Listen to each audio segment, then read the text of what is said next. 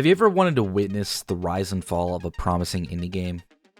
A solo game developer working on their passion project, creating an incredible alpha, then turning around to pull the ultimate magic trick of vanishing and reappearing many years later, only to destroy any chance of the game's success with new and improved gameplay. A game with insane potential, lost in years of silence, many questionable decisions, and finally resulting in one of the most heartbreaking betrayals in indie gaming history. Well, welcome to Cube World. Welcome to Cube World. So what exactly is Cube World?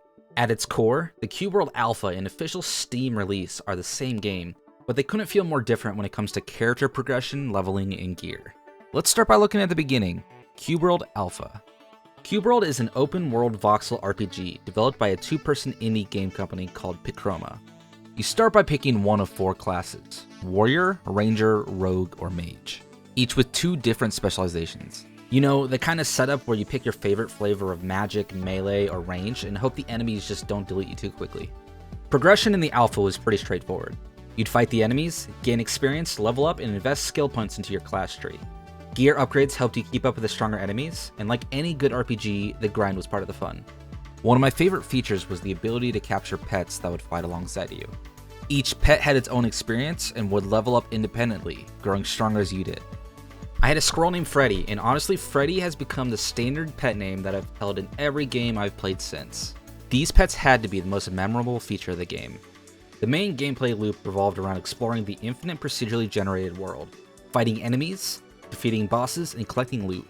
Occasionally, you'd stumble into towns with generated NPCs and quests, usually vague, often repetitive, but enough to push you towards the next adventure.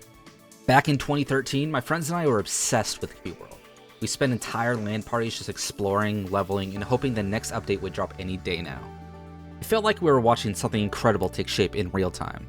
Spoiler, it didn't quite go that way. Now, to fully understand what Cube World has become today, we have to dive into its complicated development history. Pichroma was founded by two German game developers named Wolfram and Sarah von Funk. Sorry if I butchered those pronunciations. They were better known as Wolle and Pixie, which is much easier to say. Wolle was the main developer and designer, while Pixie took care of the art, making sure that the game didn't just look like a bunch of colorful blocks stacked randomly on top of each other.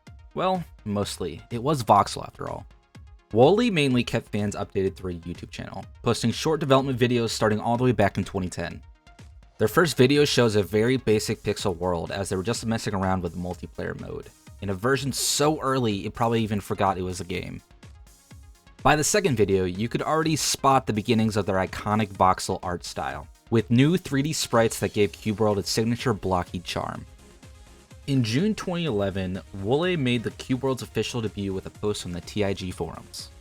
Right from the start, it was clear this was a passion project, more hobby than big budget ambition. You could tell from an early Q&A on Wolle's blog that he was aiming to do pretty much everything himself. Classic indie dev move. He was inspired by games like Minecraft, Secret of Mana, and a bunch of other classics. Even this early on, he had a long list of features planned. And fun fact, Cube World was just a working development title for the project that somehow stuck. I don't know, sometimes the simplest names always win. The hype over the game started quietly, but grew quickly. Rock Paper Shotgun wrote an article shortly after Wolle started development, and suddenly Cube World was much more than just Wolle's solo side project. It was becoming a public sensation. The buzz even caught the eye of the legendary Notch himself. Legend has it, Mojang even offered Wolle a job. Notch joked that their plan was to plug his brain directly into a keyboard and sell whatever comes out. Wolle politely declined, choosing to keep plugging away at Cube World all on his own. Despite staying independent, the hype didn't slow down. Kotaku jumped in with their own coverage, and then Wolle released a full-fledged multiplayer update. The excitement hit a whole new level.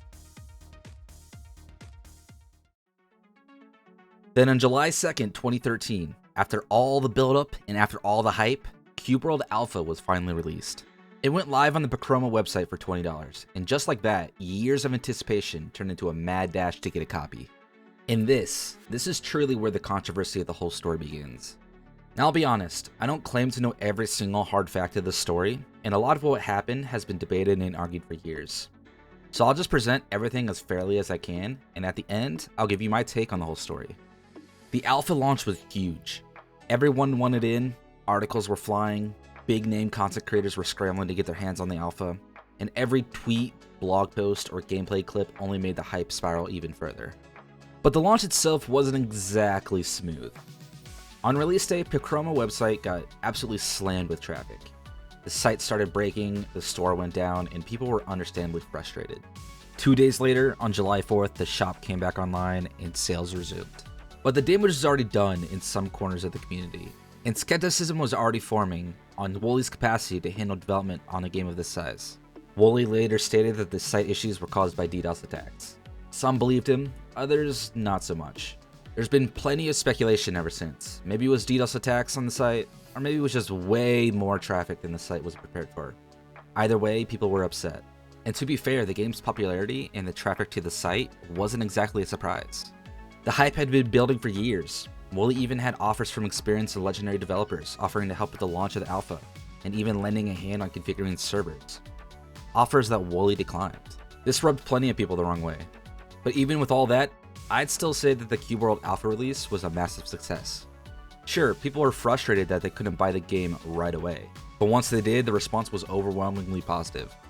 The alpha may have been rough around the edges, but players loved what they had, and the alpha was a fantastic baseline for what the game could be. If that doesn't count as a successful indie launch, with a few hiccups, then I'm not really sure what does. The only problem? People were ready for the next big update. Unfortunately, they're going to be waiting for a long time. Shortly after the alpha release, Woolly went quiet. After years of consistent updates and regular communication on YouTube and social media, he just disappeared. No explanation or anything, just gone. For longtime fans, this was concerning, and unfortunately, it turned out to be a pattern that would define Cube World's development for years to come. Months later, though, in October 2013, an update finally appeared. Woolly wrote, "Don't be concerned, we're still working on Cube World. We just have a lot of additional work to do at the moment." He also claimed that the launch day DDoS attacks had been deeply discouraging and had taken a toll on his motivation. As a solo game developer myself, I get it. Burnout is real, especially after a rocky launch. But at some point, with the amount of success and attention that Cube World had gotten, something had to give. Even one extra person to handle community management or support would have gone a long way. That became the biggest criticism towards Woolly. His communication was sporadic and he didn't bring in any help.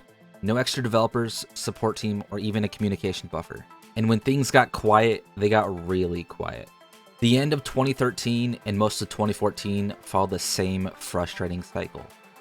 Long periods of silence, followed by a teaser trailer showing off major new updates without any clear release dates or actual patches. Fans were growing restless.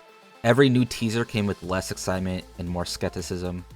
It felt like they were being strung along, post by post, with no real sense of progress. The last major update from Woolly came in June 2014, a YouTube video showing off the new quest system in action.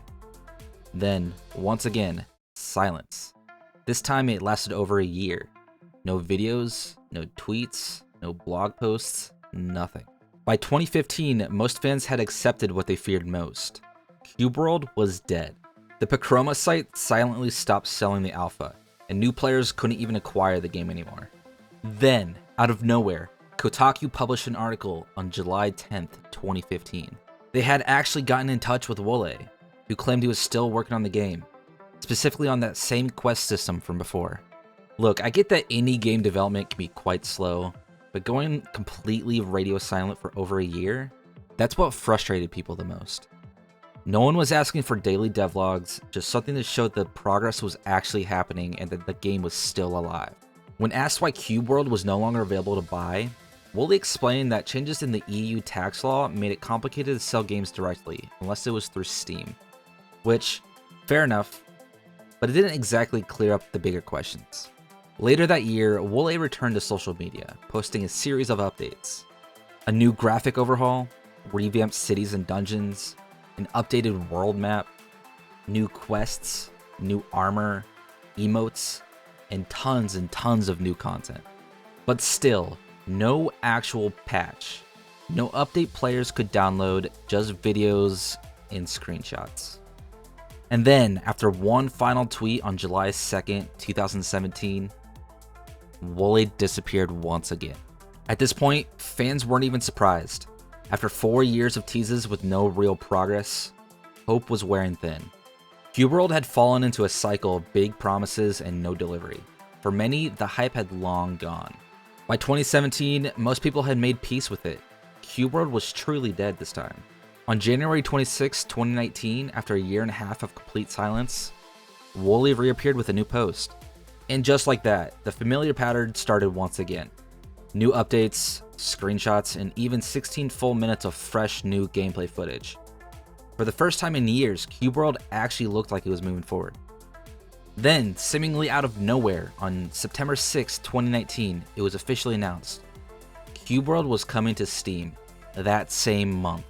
Even better, players who had already purchased the original alpha would receive a free Steam key. After years of minimal communication and glimpses of progress, this sudden announcement caught fans completely off guard. But the reaction? Pure excitement. It finally felt like Cubeworld was back, and for many, it was a chance to believe in the game all over again. Wooly also opened up about what happened since alpha in the blog post. He explained that he struggled with perfectionism and didn't feel comfortable releasing anything he thought wasn't ready. He also spoke about dealing with depression and how backlash during the alpha launch affected him. Despite the long wait, the community response was extremely positive. There was a lot of understanding and support, and the Steam release was shaping up to be a fresh start for both Wooly and Cubeworld. The time had finally come. On September 23rd, 2019, Cubeworld was released. Well, technically. The beta version was released first, with the official release following a week later. The beta was plagued with crashes, glitches, and general instability. Wooly followed up with a few quick bug patches, but the launch was rough. Not exactly a shock given the launch history, but still, people were expecting more after 6 years of development. But the bugs weren't the real issue. The bigger surprise was just how different this version of Cubeworld actually was. It wasn't just a refined, updated version of the alpha like everyone expected. It felt like an entirely new game. A game that unfortunately seemed to ignore just about everything that the players loved about the original. It wasn't the Cubeworld that the fanbase knew or expected. The progress system, once driven by XP levels and skill trees, was completely overhauled. Now your power comes entirely from gear, and not just any gear, but gear tied to specific regions in the world. Cross into a new area, your fancy new sword is now a blunt stick, and you're basically starting from scratch. Pets, once loyal companions who grew with you through battles, well, now their power is scaled off your gear. My squirrel companion Freddy would have never survived in this version. Even your traversal abilities, like boats and gliders, were locked per region. So you would unlock some cool new movement option, feel awesome for like 5 minutes, then walk into a new region and get slapped back down to square one. Dungeons? In alpha, they were procedurally generated, sprawling with interesting enemies and fun to explore. In beta? Not so much. Dungeons were fixed per region, and in some cases, if you crossed regional boundaries, half the dungeon would become unwinnable because, surprise, your gear didn't work in that other region. And without XP or leveling, fighting enemies became pointless. In alpha, combat was fun and exciting. In beta, you'd do anything to avoid it. There was no reward, just lost health and wasted time. Now, to be fair, not everything was bad. There was a new Eagle fast travel system and an actual questing system. But those improvements were buried under a mountain of questionable design choices that left the game feeling empty. And then there were security issues. Shortly after launch, a serious flaw was discovered. Using tools like cheat engines, some players were able to force themselves into other users' multiplayer sessions through Steam without an invite. This led to streamers having their sessions hijacked live, where intruders could take advantage of friendly fire to kill them mid-game. It was embarrassing and added even more fuel to the already growing fire. After 6 years of isolated development with zero actual player testing, the beta release felt completely disconnected from what the community had loved. As an indie dev myself, test your game, please. Get feedback, improve. Don't build in a vacuum and assume players will love it just because you do. The Steam forums at this point, a complete disaster. Criticism poured in, and while Pixie stepped in to moderate, threads were being deleted or locked. Even when the feedback was valid, it did not help the situation. Despite all that, just a week later, on September 30th, Cubeworld officially launched on Steam. No major changes, no big fix, No posts, no fanfare, just a silent release. The reviews were mixed at best. Major gaming sites like Kotaku and PC Gamer wrote very critical articles. Streamers played it for a bit, got frustrated, and moved on. And just like that, Wooly and Pixie disappeared once again. So was Q-World dead? Well, not technically, but the magic was gone. After years of skepticism, hype, and hope, Q-World had finally come back. Just not in the way that anyone wanted. The Q-World saga came to a quiet, bittersweet close. Or so we thought. After the Steam release, most people figured that was it. Q-World had come out, crashed and burned, and Wooly had vanished back in the pixelated shadows from whence he came. But then, out of absolutely nowhere, on May 25th, 2023, over 4 years of silence later, a new post appeared. Wooly was back, and not just back, but starting to work on a brand new project, Cube World Omega. In the post, he explained that Omega would be a new version of Cube World, this time aiming to recapture the spirit of Alpha that everyone loved, just rebuilt in Unreal Engine. The classic Wooly cycle started all over again. Scattered but exciting updates began popping up across his blog, Twitter, and YouTube. But this time, fans were cautiously optimistic. The updates looked promising: new buildings, revamped abilities, world generation improvements, smarter NPCs, new pets, the whole works. In February 2024, he officially switched development to Unreal Engine 5. The content just kept rolling. There were trailers, screenshots, blog posts. On June 7th, 2024, another update dropped. And then he disappeared again. No goodbye or explanation. Wooly simply vanished, just like all the many times before. As a game dev, Cube World is really a cautionary tale. A kind of indie horror story about scope creep, development hell, and the dangers of working in total isolation. It's a painful reminder that just because something looks magical in alpha, doesn't mean it'll ever cross the finish line, or live up to what was promised, or frankly, even make sense. Is this truly the last we'll see of Wooly? Honestly, who knows? He might pop back up next year with Cube World Gamma, and at this point, I won't even bat an eye. If you want to experience Cube World for yourself, it's not a lost cause. The modding community has done an incredible job over the years, especially with turning the beta into something that feels more like the alpha we all loved. Plus, some extra goodies thrown in for fun. Definitely worth checking out if you're curious. Over the years, there has been tons of theories of what really happened. Some think Wooly was a massive scammer trying to cash in every few years before disappearing again. Others say he was just a perfectionist paralyzed by his own expectations.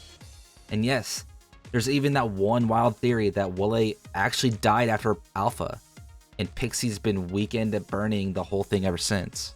But regardless of the reasons, Cube World is a reminder of how important it is to involve your community, especially in indie development. Games don't exist in a vacuum. Feedback, communication, and iteration matter.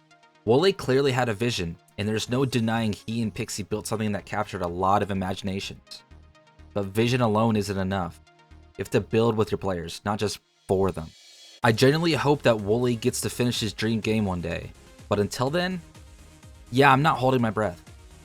I sincerely thank you all for watching. If you've got another game dev story or piece of gaming history you want me to cover, drop it in the comments below.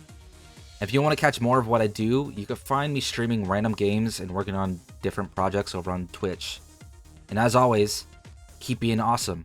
I'll catch you all next time.